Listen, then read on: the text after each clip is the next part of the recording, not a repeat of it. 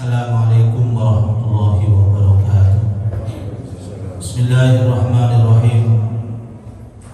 Alhamdulillahilladzi anzala as-sakinata fi qulubil mu'minina liyazdadu imanan ma'a imanihim. Wassalatu wassalamu ala asyrafil anbiya'i wal mursalin sayyidina wa habibina wa qurrati a'yunina wa maulana Muhammadin wa ala alihi wa sahbihi ajma'in, amma ba'du. Ila hadratin Nabi Mustafa Muhammadin sallallahu alaihi wasallam wa ala alihi wa sahbihi wa azwajihi wa dhurriyyatihi wa ila ruhi sultan al-awliya sayyidina Syekh Abdul Qadir Jilani radhiyallahu anhu sayyidina Abdullah Syekh Muhammad Sulaiman Saki radhiyallahu anhu wa ila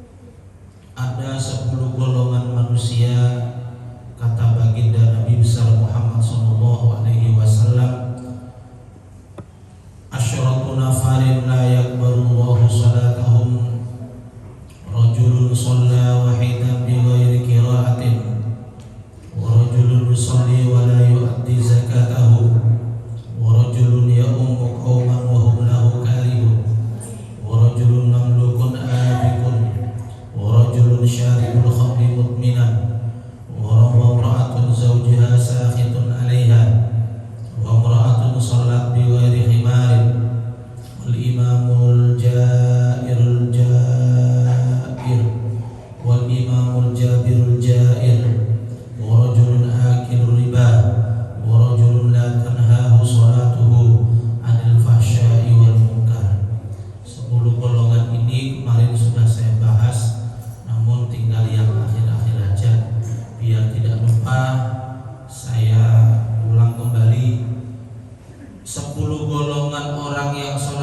tidak diterima adalah yang pertama, orang yang sholat sendirian tapi tanpa disertai bacaan Quran yang benar. Yang kedua, wong sembahyang orang yang sholat tetapi tidak mengeluarkan zakat. Gampang ngomong sholat tapi medit. Mertelu rajulun ya ummu qauman wa hum la lahu karihun. Yang ketiga, orang yang menjadi imam sementara makmumnya benci sama imamnya. Sopo iki yo biasa takbir sing tidak disukai dan karena tingkah lakunya. Ya. Jadi imam tapi ngentek neduke masjid. Iku biasanya makmumnya gak seneng. Kemudian warajulun mamlukun abik, laki-laki atau perempuan yang minggat, ya, minggat kategori dari rumah, dari majikan, kecuali dengan alasan-alasan yang dibenarkan oleh syariat. Kemudian berikutnya warajulun syaribul khamri mukminan, orang yang suka minum minuman keras dan tidak berhenti, termasuk narkoba dan sejenisnya. Termasuk juga tidak diterima sholatnya wa imra'atun zawjuha sakhitun 'alaiha, perempuan yang sholat namun suaminya marah, ya, benci kepada dirinya, ada masalah atau apa sehingga membuat suami itu benci, sakit hati. Wa imra'atun shallat bi ghairi khimarin, perempuan yang berikutnya, perempuan yang sholat tidak menutupi aurat, ini tidak diterima sholatnya. Wal imamul jabirul jair, berikutnya yang nomor 7 adalah seorang imam pemimpin yang jahat. Kapasitas presiden sampai RT, termasuk takmir, termasuk suami, itu bagian daripada kategori pemimpin. Warajulun akilun riba, berikutnya adalah orang laki yang suka makan riba, laki atau perempuan digigit. Dan yang terakhir, warajulun la tanhahu sholatuhu anil fahsya'i wal munkar, orang yang sholat tetapi tak mampu mencegah dirinya dari perbuatan keji dan mungkar. Sholatnya jalan terus, maksiatnya jalan terus. Iki dikhawatirkan sholatnya tidak diterima. Nek saisa subuh milok subuh, kok jam itu konco ngombe milok ngombe, duhur melok sembahyang duhur, jam 2 siang melok konco nyolong yang melok nyolong. Padahal salah satu di antara keinginan Allah memerintahkan kita melaksanakan sholat 5 waktu itu supaya kita mampu terhindar dari perbuatan keji dan mungkar. Inna sholata tanha anil fahsya'i wal munkar. Yang kedua, qala Nabi sallallahu alaihi wasallam, as-salat man lam tanhahu salatahu anil fahsya'i wal munkar, barang siapa yang melaksanakan sholat tetapi tak mampu menghindarkan dirinya dari perbuatan keji dan mungkar, lam tazidhu sholatuhu indallahi illa maqtan wa bughdan, maka tak akan terjadi pengaruh apapun buat yang sholat itu kecuali semakin yang membuat Allah tidak suka kepada orang itu. Jadi momentum peringatan Isra dan Mi'raj niki Pak Sarjana bisa dijadikan penyemangat buat kita untuk meningkatkan ibadah sholat kita kepada Allah Subhanahu wa Ta'ala. Dengan cara apa? Pengajian demi pengajian itu sarana untuk memahami sholat atau agama secara sempurna. Nek wis memahami agama dengan sempurna, peningkatan itu pasti ada. Karena ini urusan iman.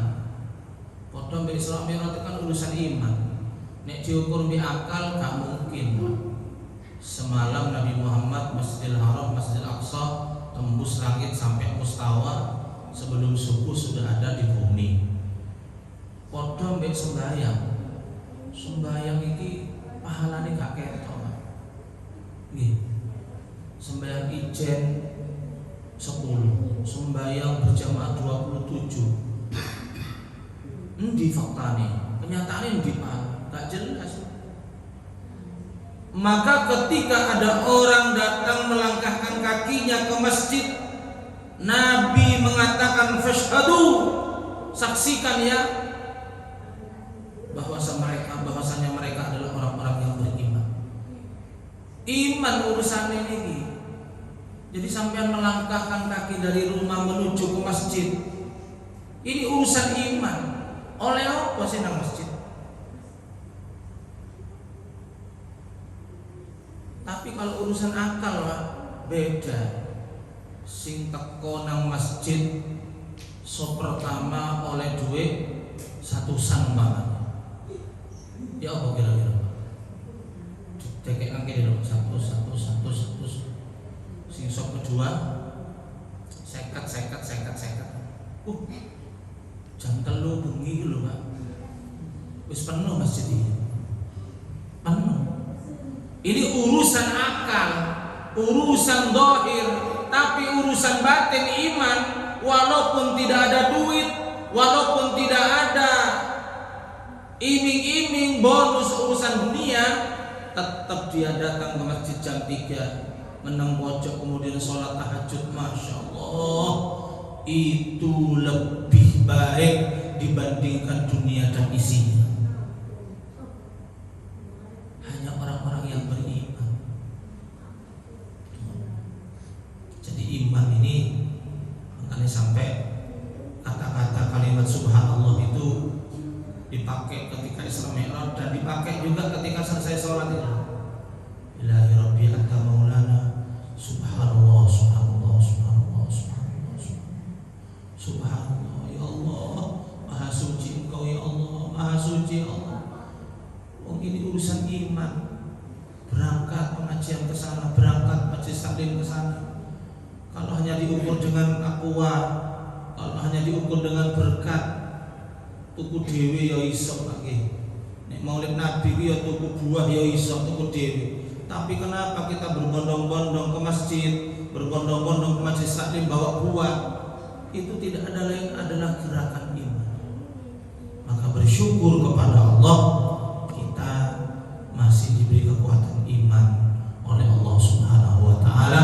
Semoga sampai akhir hayat kita nantinya, amin ya rabbal alamin.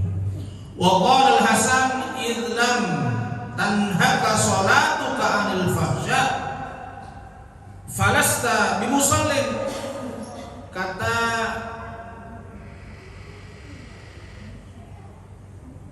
Abdul Hasan, ketika sholatmu tak mampu mencegahmu dari perbuatan jelek, yo sholat, yo misu, yo sholat, yo ngadu domba, yo sholat, yo nipu, yo sholat, yo bermaksiat, maka apa kata Abdul Hasan ini? Falasta bimusallin, maka kamu dianggap tidak sholat. Rotok kereng nih, kereng nih. Tapi saya lebih senang kalau mengikuti apa yang sering saya katakan. Ada story di HP ataupun ditulis tulisan kaos, teruslah sholat walaupun kamu belum baik, karena sholat itu sendiri yang akan memperbaiki dirimu. Setuju? Ya maksiat ya sholat terus aja. Siapa tahu nanti dia asli ini isok pak, jadi sholat aja ngelakuin maksiat asli ini mun. Cuma saiki kan sering nawar-nawar. Aku sembahyang Ustaz, tapi nek wis dijak kanca mendem yo gak kuat, aku gak tahan kudu melok ae. Nah ngono to. Sakjane gak boleh. Kalau dirinya sudah mampu melaksanakan sholat, maka seharusnya dia mampu juga menghalangi dirinya jangan berbuat maksiat. Namun kembali lagi Pak, tergantung kualitas ibadah sholatnya. Dalam kitab Fathul Mu'in itu, orang sholat itu seharusnya khusyuk 100% Pak. Dari Allahu Akbar, konsentrasi kepada Allah, seakan-akan melihat Allah. Kalau tidak seakan-akan melihat Allah, ya merasa dilihat oleh Allah. Itu idealnya, mulai dari takbir sampai salam. Namun apabila tidak terjadi kehusuan keseluruhan dalam sholat, maka husuklah dalam 3 hal. Cici, pada waktu takbir Allahu Akbar, takbir. Mari takbir kok eling pasar, eling kono-kono wis gak apa-apa lah. Lumayan ya. Namun kehusuan ini kan tidak berdiri sendiri, Pak. Harus didukung oleh suasana-suasana yang nyaman. Di antaranya anak-anak yang ke masjid ini, ya. Kalau di sini alhamdulillah pada waktu sholat tadi udah agak ramai anak-anak.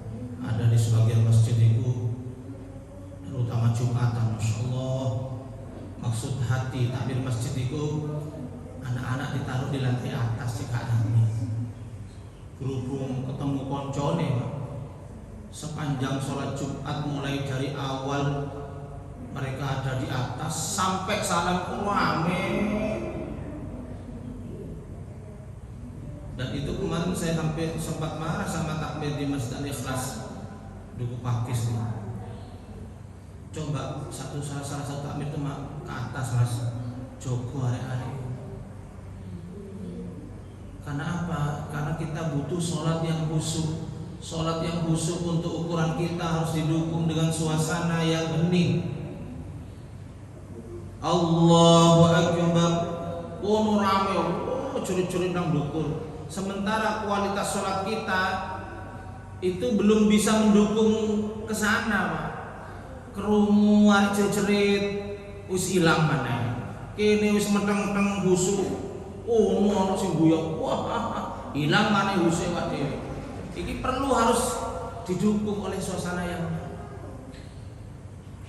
termasuk juga ini mau saya ingat ini, termasuk juga masalah yang dibahas lagi viral oleh Menteri Agama terkait nomor SE ya, surat edaran yang terkait dengan masalah pengeras suara sampai viral, sampai ada yang menuduh Menteri Agama itu keturunan muslim macam-macam ya. Apa sih hukumnya? Saya terangkan Pak hari ini. Di dalam kitab Bughiyatul Murtasyidin itu ada 3 hukum suara naik ke speaker. Yang pertama mubah, boleh. Yang kedua makruh. Yang ketiga haram. Yang boleh itu la ikraha al-jahra fil masjidi bidikrin au bi anwa'ihi, tidak dimakruhkan alias boleh mengeraskan suara di dalam masjid atau masuk speaker dan lain sebagainya, ya, termasuk juga dalam hal dzikiran, adzan, istighosah, sholawat dan pengajian, selama tidak mengganggu kepada kanan kirinya. Ini kitab ini, Pak. Saya senang ketika Isra bulan Rajab kemudian keluar aturan masalah adzan. Berarti ini ada perbaikan-perbaikan. Ada perbaikan-perbaikan. Ini. Lah supaya tidak mengganggu kepada orang di sekitar masjid, maka harus didukung oleh sarana dan prasarana. Di antaranya Sony sing enak. Sony enak, Pak. Sama sini enak ya. Enak iya, Pak. Daripada yang dulu. Iki enak. Nomor loro Sony enak, tapi cara pegang mic-nya gak ngerti.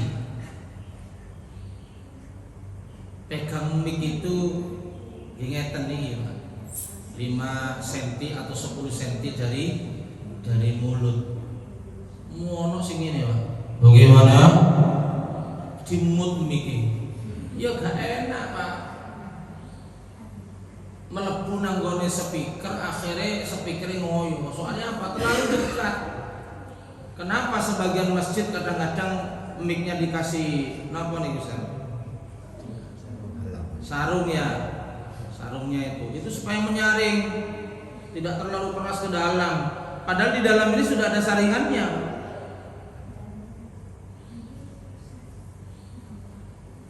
Dan saya itu nang jero kitab itu gak ono, Pak, bab menerangkan tentang permikan, gak ono.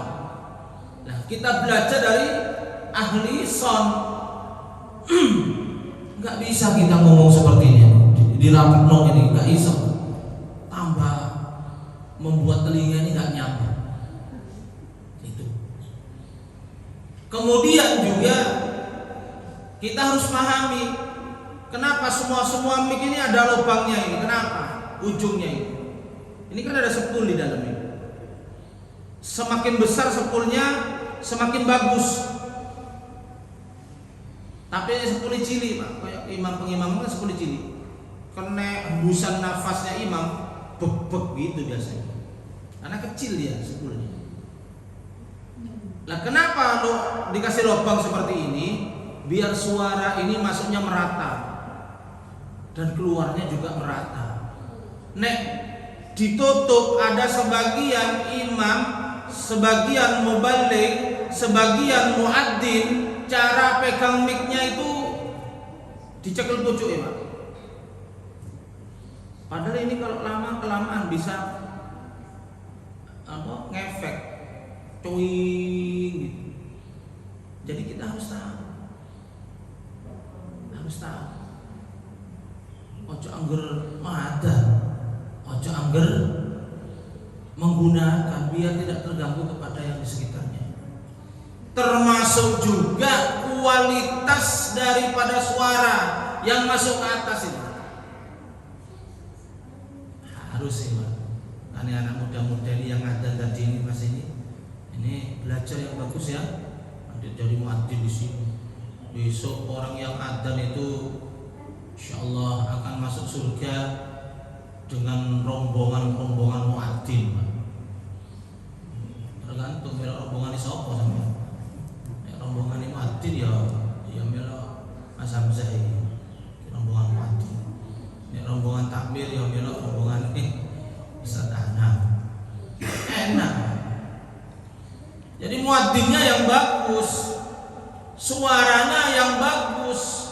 Seandainya belum bagus, Pak Ustaz, ya tetap kita berusaha untuk belajar. Makanya belajar utlubul ilmah minal mahdi ilal lahdi. Belajar itu Dimulai sejak kita lahir, kapan selesainya? Sampai kita mati. Aku wis biar loro leren kau saat belajar adzan. Boten. Minimal satu saat nanti nih bapak meninggal sing ngadani sapa? Nang kuburan. Mosok nyewa tonggo. Nek anake dhewe sing adzan, masyaallah hebat. Hayya 'alas shalah. Bapak sing mati, anake sing adzan. Ganteng. Kemudian terkait dengan juga waktu diatur, Pak. Walaupun tiba niku apik, sholawat pun bagus, pengajian bagus, istighosa bagus, baca yasin bagus, naik speaker itu harus tahu waktu. Makanya saya setuju dengan edaran itu jam 10 malam speaker itu sudah off, udah mati. Pakai speaker dalam. Bagus itu. Ojo mentang-mentang tibaan istighosa jam 2 bengi. Jam 2 wayahe apa?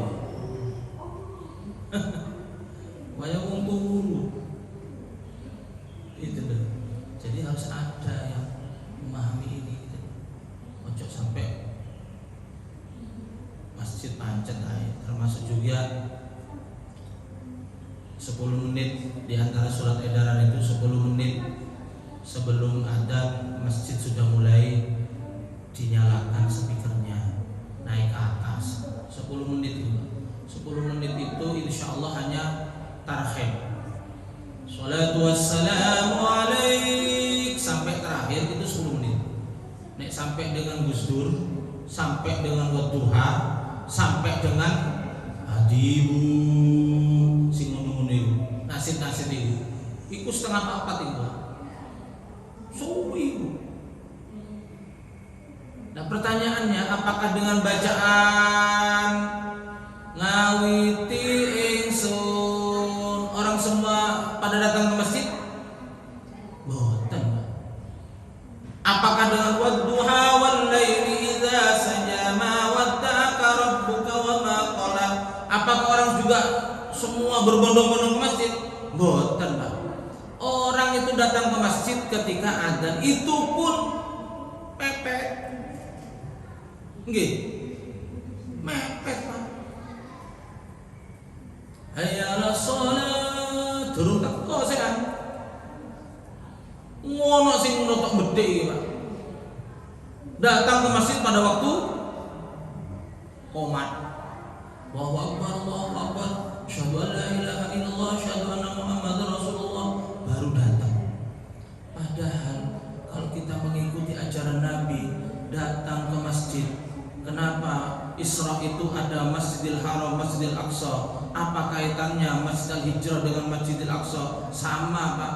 Cuma tempatnya aja berbeda. Masjid statusnya sama di hadapan Allah. Siapa yang itikaf di Masjidil Haram juga dapat pahala. Siapa yang itikaf di Masjid Al-Hijrah juga dapat pahala. 1 jam duduk di Masjidil Haram dapat pahala. 1 jam duduk di Masjid Al-Hijrah sama. Maka ketika datang ke masjid lebih awal, lebih besar, lebih banyak pahalanya. Datang lebih awal. Masih kakak pola belunggu, wiritan, baca Quran, hanya cuman tengok-tengok oleh pahala, asalkan diniati iktikaf, lebih awal. Kemudian dihukumi makruh apabila bacaan yang naik ke atas itu mengganggu orang. Mengganggu ya gua jam 1 bengi, jam 12 maca Quran karen speaker. Atau suaranya terlalu nyaring. Padahal kalau sejarahnya Nabi itu dulu kenapa muncul menara ya? Sahabat Bilal itu kalau adzan dulu Pak naik ke menara, naik tinggi. Kemudian adzan dulu. Hayya 'alas shalah, supaya kedengaran. Tujuannya supaya kedengaran. Lah, ukuran dulu kedengarannya itu paling banter kalau suara Pak 100 meter. 100 meter. Kalau 1 kilo berapa? 1000 nih. 100. Sampai berapa waktu? Hayya Rasulullah. Ya itu wis batas ya. Sekarang speaker nang dukur menara gak cukup siji. Nggih. Kadang-kadang sampai 10. Madhep nang masjid sebelah. Tujuannya supaya wong kono krungu masjid kene. Si masjid kono yo ngono 10 madhep masjid kene supaya kene krungu. Iki asline dudu masalah syiar Islam, Pak. Iki get-getan iki. Maka sempat di masjid saya itu diprotes oleh musola kanan kiri masjid karena speakernya terlalu nyaring dan corongnya itu tegak lurus ke musola. Pada waktu kita sholat tarawih, Pak, kono yo sholat, jadi aminin musola itu melo aminin masjidku, makmumi bingung jarine, makanya datang ke takmir ke masjid saya itu. Laporan, Ustaz, speakernya jangan diadukan kemana. Oh iya, hanya kita pengen. Ojo mentang-mentang masjid kemudian salah dhewe. Musola iku yo sik lebih mulia masjid. Makanya geduman nang masjid mboten ngoten. Jangan mentang-mentang masjid kemudian seenaknya, jangan. Kita harus memiliki kebijaksanaan yang tentunya bisa dirasakan oleh orang lain dengan nyaman, tidak mengganggu. Terakhir, suara itu dikategorikan haram naik ke speaker itu kalau menyakiti. Kalau menyakiti, makanya contohnya apa Mas? Seringkali kita dengar di masjid itu anak-anak kecil itu disuruh puji-pujian dari adzan. Puji-pujian nih mari adzan. Sing adzan wong tuwa. Ning ngono arek jadi cuma adzan. Akhire rundingan arek. Mau copo? Bukan aku. Salat dulu enggak apa aku. Apa lo? Jadi mau rundingan sampai mlebu speaker, Pak. Akhirnya ngomong nang jawab kan krungu. Ya apa sih kok ngomong-ngomongan arek-arek iku? Wah, gak tepak iku kurang ajar. Akhirnya membuat orang jengkel. Itu haram. Atau guyonan, guyang-guyu merebut speaker, biasanya kecil itu. Ya kita yang harus mengarahkan. Atau di tetangga kanan kiri masjid ini ada yang sakit, maka kita memiliki kebijaksanaan untuk mengecilkan volume suara. Ini sebetulnya nyaman, Pak, diatur seperti ini, nyaman, enak. Kemudian bagi mereka yang suka pegang mic, ini tolong, sebagian kan belum paham, Pak. Mic itu terdeteksi urip matine kadang-kadang nek wong gak paham shot disebul. Nggih. Iki dikirono semutih deh. Padahal kalau disebul, kalau keras, Pak, itu nanggone sepule speaker salon ini bisa pedot. Atau dengan testing, cukup kalau nyala dan tidaknya ini aja udah bagus. Nah, masalah nanti mau diatur treble dan tidaknya pakai suara dalam aja biar dipahami seperti ini. Niku masalah speaker nggih.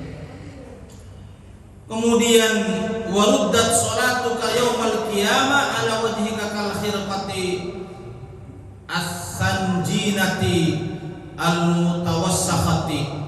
Besok sholatnya akan ditolak di hadapan Allah Subhanahu wa taala karena sholatmu tak mampu mencegah dirimu dari perbuatan keji dan mungkar.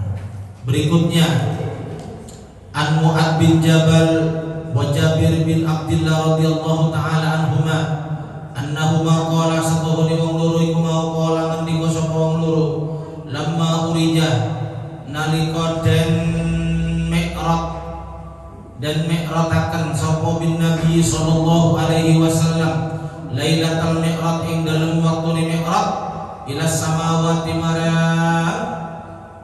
piro-piro langit ro'a mungko ningali sapa Kanjeng Nabi bisa main dalam langit al-ula kang pertama malaikatan ing malaikat yadkurun Allah taala kang padha zikir sapa malaikat ing Allah taala mundu khalaqahumullah taala selama dari awal mereka diciptakan oleh Allah Subhanahu wa taala.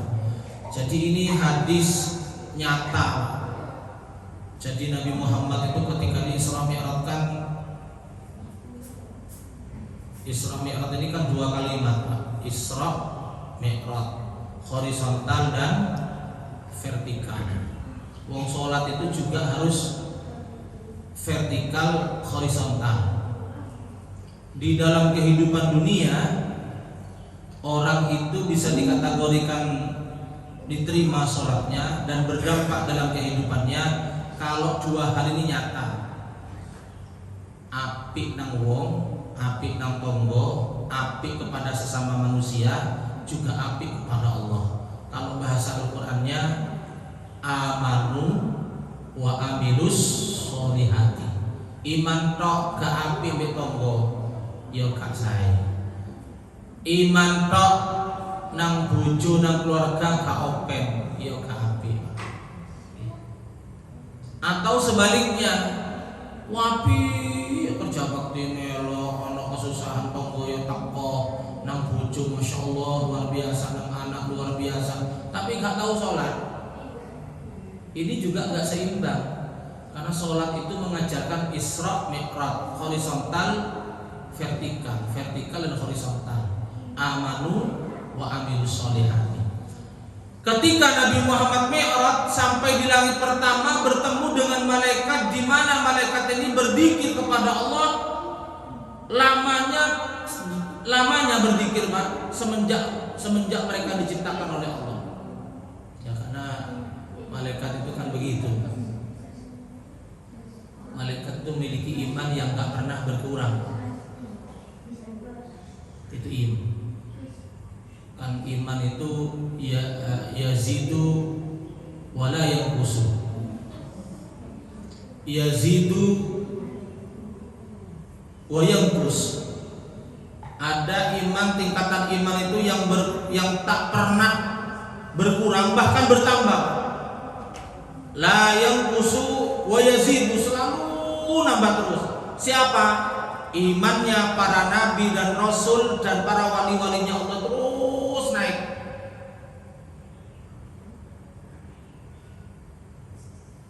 Tak pernah kurang, Pak, kalau imannya para nabi dan para wali-wali terus naik. Itu kehebatannya. Ada keimanan yang yazidu, la yazidu wala yanqusu. Yo gak nambah, yo gak kurang, yo tidak berkurang. Siapa imannya siapa? Malaikat. Malaikat itu ya semenjak diciptakan ya sakmono iku, Pak. Nek diciptakan suruh bersujud ya sujud, yo gak kira maca Quran nih mboten, Pak. Wis aku kesel sujud rek. Aku tak ganti bulan depan maca Quran mboten. Malaikat itu sujud. Nah, di langit pertama ini ada malaikat yang ditemui oleh Nabi sedang berzikir kepada Allah. Sedang berzikir kepada Allah. Kemudian yang ketiga, yazidu wa yanqusu. Ada iman yang kadang-kadang bertambah, kadang-kadang berkurang. Imannya siapa? Nggih imani kula panjenengan. Nek lagi ngaji ini ya, Pak, bertambah ya, Pak. Naik ya, modal ngeces ya. Iki ngeces, makanya bahasa kanca-kanca arek ngeces. Kan ngono ya. Nek kate nang Holland, ayo ngeces. Teko nang Holland ku ngeces. Teko nang pengajian ku yo ngeces. Ziarah wali yo ngeces. Menghadiri majelis taklim yo ngeces. Ngeces itu supaya nambah, Pak, iman. Apakah dengan tidak datang ke majelis taklim kemudian tidak bertambah, Pak Ustaz? Entar dulu. Karena untuk menjadi orang baik itu sederhana. Napa? Meneng nang omah iku apik pisan, Pak. Meneng iku apik pisan. Tidak keluar rumah, hanya di rumah. Kalau keluar rumah sampai otomatis nanti di embong ketemu wong wedok, ya toh? ayu mosok merem. Kan enggak ya. Ya didelok tak ngono. Lah, permasalahannya kita tidak diciptakan hanya untuk menjadi baik, tetapi baik dan bermanfaat. Datang ke masjid baik, bermanfaat, meramaikan masjid itu manfaatnya. Keluar rumah baik, tapi ketika keluarnya nanti mencari nafkah itu adalah bentuk kemanfaatan. Nah, makanya kalau panjenengan ini kadang-kadang imannya yazidu wa yanqus, terkadang naik, terkadang turun. Lagi kumpul di konco-konco ngerasane wong turun iku, Pak. Turun iman itu. Makanya kepingin dadi wong selamat iku wong kang soleh kumpul nang diae yo pergaulan ini sangat berpengaruh. Makanya ayo kumpul kok sing apik, nang kantor kumpul kok sing apik-apik. Nang kantor kumpul kok wong sing duwe rencana kate korupsi. Kok tak bagi kamu? Ya berapa persen? Ya dadi ae. Dadi. Dan rumus tak ada kejahatan di dunia ini yang tidak terbongkar. Hari ini tertutup rapat, bulan depan, tahun depan masih belum ketahuan, tapi satu saat pasti ketahuan. Saya sedih ya ketika banyak penipuan-penipuan yang sudah mulai ketangkap ya, anak muda-muda sing miliaran bahkan triliunan tuh lihat mulai. Masya Allah sampai sama.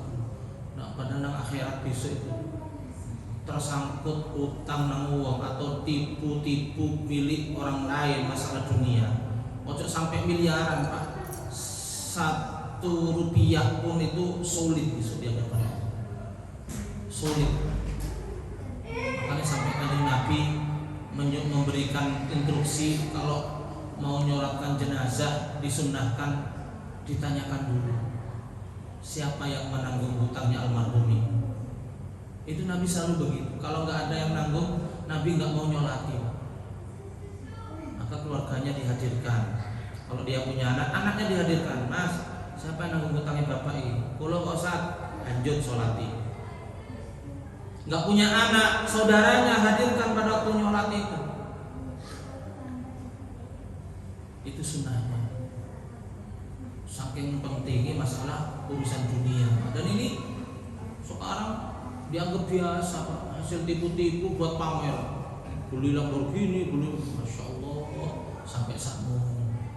Bahkan sampai apa ya, ada omongan Tuhan bingung dengan saya. Mau dijadikan miskin gimana? Yang sudah terlanjur kaya. Akhirnya saya ingin ketangkep polisi, kemudian disita kabeh. Ya bagi Allah, innama amruhu idza arada syai'an ayyaqula lahu. Jangan sanksi Pak untuk urusan menghancurkan apapun di dunia, bagi Allah nggak sulit. Untung kalau coba ketangkep polisi. Kalau kena sapu tsunami, kena longsor, mau kemarin Surabaya hujan es takbir di mana-mana. Allah. Dan es campur angin. Untung esnya kecil-kecil dan dia sak balok-balok. Bingung sampean ketemu nanti. Ya paling lari nang masjid. Masih balok insyaallah kuat iki ya. Lari ke masjid nang omah jebol kabeh sak balok-balok iki. Ya Allah, makanya tidak ada kemampuan kita di dunia ini walaupun kaya duit triliunan udahlah. Dikira orang tua yang tak mampu. Kalau orang tua itu, orang tua mari ngono duit 1 triliun. Pilih dia. Orang tua bendiru cokot-cokot mari ngono. Dijoli duit 1 triliun. Pilih di Mas, waras dari sakit gigi sama uang 1 triliun.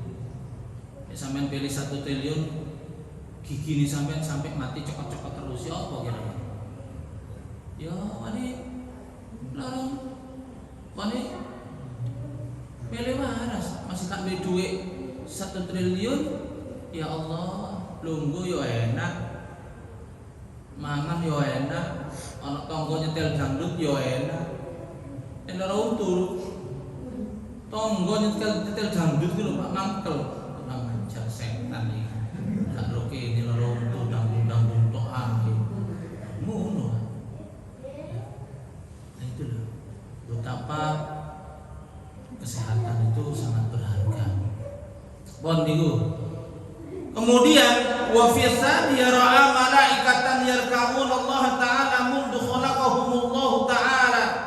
Di langit yang kedua Nabi Muhammad itu bertemu dengan kelompok malaikat yang rukuk terus. Jadi nek sing pertama itu berzikir, sing kedua rukuk, Pak. Bayangno ya. Mulai diciptakan oleh Allah, dari awal diciptakan sampai kiamat menembak rukuk terus, padahal kene rukuk. Ono enggak rukuk wak dewi sak menit? Kesuwen, Pak. Rokok, oh cek suwe ini nangis tangi dhisik ae aku. Padahal itu tidak boleh. Setiap makmum harus mengikuti gerakan imam dari belakang. Imam rokok, melok rokok, durung tangi, ojo tangi. Jangan bilang imam iki lali paling. Cek suwe ini rokok ya. Jangan. Padahal kalau kita berbicara sholat, setiap gerakan sholat yang kita lakukan semuanya mengandung kesehatan buat kita, termasuk rukuk. Kalau kepalanya tegak lurus sama punggungnya, maka orang itu sudah benar rukuknya. Kalau sudah benar rukuknya, insya Allah dirinya akan terbebas dari penyakit apa ini? Boyok. Apa penyakit boyok itu bahasa Indonesia? Pinggang. Sakit pinggang. Kita kan kadang-kadang rukuk ikan jelas, tumpuk ngene tok. Terus megangnya juga nggak jelas, megangnya megang dengkul. Ana wong rokok itu sing dipegang ku betis sih, Pak. Nggih. Tapi kita ndak ada apa ya? Klaim paling benar mboten. Monggo silakan. Wong takbir gini macam-macam. Karena apa? Ikhtilaful a'immah rahmatul lil ummah. Perbedaan semua syariat ini. Kenapa ada yang takbir begini, Pak? Kenapa ada yang takbir begini, Pak? Kenapa ada yang takbir begini? Karena itu semuanya sama-sama benar. Itu menurut versi mereka masing-masing. Makanya lana a'maluna walakum a'malukum, bagi kita ya sudah kerjakan menurut aliran kita. Menurut mereka ya monggo kita hargai menurut mereka. Takbir, setelah takbir sendakap, batasnya gimana Pak Ustaz? Ngisori dodo, dukure udel. Imam Syafi'i. Ada imam yang lain takbir tekek nang di sebelah kene. Kita tidak boleh mengklaim paling benar, monggo silakan, karena perbedaan itu rahmat. Enggak sendakap Pak Ustaz, boleh. Allahu Akbar. Padahal kita sholat iki anu sing kopian, boleh gak kopian, boleh Pak. Jangan mengatakan oh sing kopian pasti mlebu surga, sing gak kopian neraka. Usahno Bapak iki. Gak kopian neraka. Boleh Pak. Karena itu rahmat. Katanya indah gitu Pak. Aku anu Ustaz, kopian aku rada gerah wis tak apa-apa. Oh Nabi gitu Pak ya Rasul. Aku isoke sembahyang maghrib tok ya Rasul. Ya apa ya Rasul? Gak apa-apa, tapi menit tambahi ya isa ya. Itu Nabi. Ojo Rasul aku sembahyang maghrib tok. Terus ya apa? Rokok awakmu. Ya gak duwe pendukung Nabi, Pak.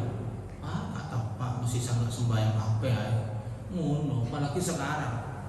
Sembahyang masuk masjid tatuan. Sapa apa Mas sembahyang ae. Nanti dengan sendirinya kan hilang tuh. Aku sembahyang Ustaz, tapi yo kadang kadang-kadang nggak sembahyang seminggu, kadang-kadang sembahyang seminggu pisan. Ya nggak apa-apa. Tapi kan orang kan harus mengikuti aturan, Mas. Ya, kalau limo ya limo sehari semalam. Ini, jadi Nabi Muhammad ini betapa naik ke langit pertama ketemu dengan malaikat yang berzikir, langit kedua ketemu dengan malaikat yang ruku kepada Allah. Mungkin ini nang Mekah ya sudah berapa jam kan? 10 ya, 10 jam naik pesawat ke sana, Masya Allah. Itu pun sudah lama. Kalau sampai balik-balik PP ya jam, apa 20 jam satu hari semalam. Nabi Muhammad itu memang nggak kurang dari semalam, Pak. Padahal sih mampir-mampir. Langit pertama beliau sholat jadi imam, langit kedua beliau sholat jadi imam, terus begitu. Masih melihat keadaan surga, melihat keadaan neraka. Masya Allah, ibarat Nabi Muhammad itu sedang berwisata rohani yang dipandu oleh malaikat Jibril. Di sela-sela Mi'raj itu Nabi Muhammad itu ngaji, Pak. Jibril, tempat apa ini? Oh ini ya Rasul, Baitul Makmur. Di sini tempat para nabi-nabi sedang berkumpul. Ini, oh ini neraka Jibril. Kok akeh wong wedok semelebu? Iya, soalnya dia itu kurang bersyukur kepada suaminya. Nah, akeh kan namun. Jadi diterangno apa ya bahasa para wisata tukang nerangno ya. Guide ya, itu begitu. Terakhir wa fi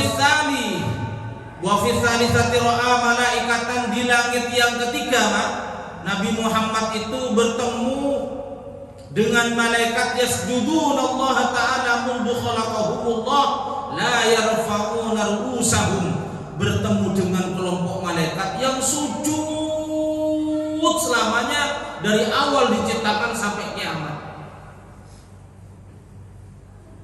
Apa artinya? Sujud iku rotok suwi. Nek sujud iku, kenapa? Sujud yang benar insya Allah akan mengantarkan kepada badan kita bebas dari penyakit stroke. Sujud itu tidak ada sirkulasi darah yang paling bagus diantarkan ke otak kecuali ketika sujud itu. Selama ini kan kita kepala di atas terus. Kapan kepala ini akan berada di bawah? Ya ketika sujud itu. Dan ketika sujud itu saat-saat Allah paling dekat dengan hambanya, saat-saat hambanya paling dekat kepada Allah ketika sujud itu. Nah, sujud itu kayaknya kudu dibuka. Makanya nggak kopiah ini nggak boleh begini kalau sujud. Kalau di luar sujud ini nggak apa-apa. Aku lebih kerenan ini rek nek sujud nggak apa-apa ya. Tapi kan ini kan kalau menurut akhlak itu ciri-ciri orang yang model apa? Ciri orang-orang sombong. Ini hati lapor. Ini mana kiai ireng ini. Ngono deh. Nah, ketika sujud mau sholat nggak apa-apa Pak, dibuka gini seret dahinya ini. Ini anggota sujud, ini anggota sujud, hidung ini anggota sujud, dengkul ini anggota sujud, pucuke driji sikil itu anggota sujud. Makanya wong sujud dianggap tidak sah, nek sampai mengangkat loro iki Pak. Sikil Pak sujud diangkat sikil itu ada ciri. Itu gak sah. Termasuk perdebatan kemarin, kenapa? Bagaimana hukumnya orang sholat memakai masker? Kena sujud toh? Nah itu loh. Maka dibahas dihukumi dua. Ada yang dianggap tidak sah karena masker itu dibawa gerakan sholat naik turun. Seperti surban ini. Surban ini kan dibuat saya naik turun. Ketika tangi ya melok tangi. Maka ketika saya sujud, surban ini kena sujud, Pak. Saking dawa ini kena sujud, seret. Maka gak sah sholatnya. Dalam kitab Fathul Mu'in itu seperti itu. Termasuk kopiah yang menutupi dahi dibuat sujud, gak sah sholatnya.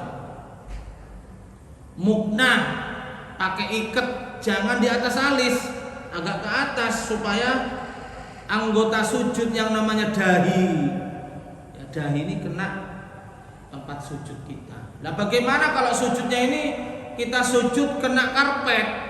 Nggak apa-apa, walaupun nggak kena lantai, kena karpet, karena karpet ini tidak dipakai gerakan sholat yang bergerak gitu loh, naik karpetnya melok naik itu kan kau. Nah, jadi karpet menetap di bawah, ini dianggap sebagai lantai. Di sujud sing suwi ukuran subhana rabbiyal a'la wa bihamdi, bahkan disunahkan di sujud terakhir itu boleh 7, boleh 21, atau boleh 3 tapi tambah doa kepada sujud itu. Kadang-kadang ada sampai melok imam cek suwi di sujud terakhir ya, yaitu mau sunnah berdoa di sujud yang terakhir. Seandainya tidak sujud lama yang terakhir boleh Pak. Situasi dan kondisi. Contoh, jadilah imam yang tahu terhadap penumpangnya. Wah, ini gerimis lek Jumatan. Mari lu sujud terakhir suwi, sing kono wis teles kabeh. Wong-wong gak kira mikir Allah Taala, pasti mangkel memang kurang ngajar imam. Ya suwi ini kini teles kabeh nang coba. Mulai gak husuk, Pak. Makanya imam tuh harus tahu keadaan makmumnya. Bukan berarti melok makmum, kan memang perintah agama seperti itu. Oke. Jadi monggo sujudnya sing benar agar sholat yang kita lakukan ini mengantarkan kepada kita memiliki badan yang sehat. Jadi samping makanan lagi, ini cuman keistimewaan mukjizat gerakan sholat. Saya punya kitabnya ini. Jadi keajaiban ajaibus sholat, keajaiban yang terjadi di dalam gerakan sholat, mulai dari takbir sampai salam itu ada semua. Apakah ada gerakan sholat yang bisa menyelamatkan kita dari corona? Kalau gerakannya, tapi kalau bacanya ya. Bacanya itu kan Masya Allah luar biasa. Bacaan sholat itu sudah mengandung doa komplit, Pak. Mulai dari takbir kabira walhamdulillah sampai Rabbi ghfirli warhamni wajburni warfa'ni warzuqni wahdini wa'afini. Ya Allah, sehatkan kami. Wa'fu anni, ampuni kami. Komplit sudah.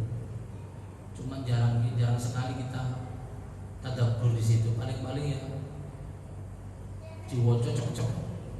Rabbil alamin dihayati jarang. Kenapa? Karena nggak paham maknanya. Makanya ngaji itu penting supaya kita paham makna. Kalau orang paham makna, lebih dekat kepada kehusyuan.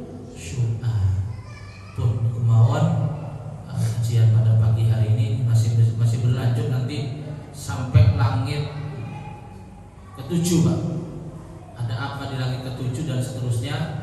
Ini bab tentang sholat berjamaah, tetapi di dalamnya ada peristiwa Isra yang digambarkan di sini. Masya Allah, luar biasa. Mudah-mudahan panjang umur, sehat selalu, selamat dunia dan akhirat kita. Amin ya rabbal alamin. Al-Fatihah. Bismillahirrahmanirrahim.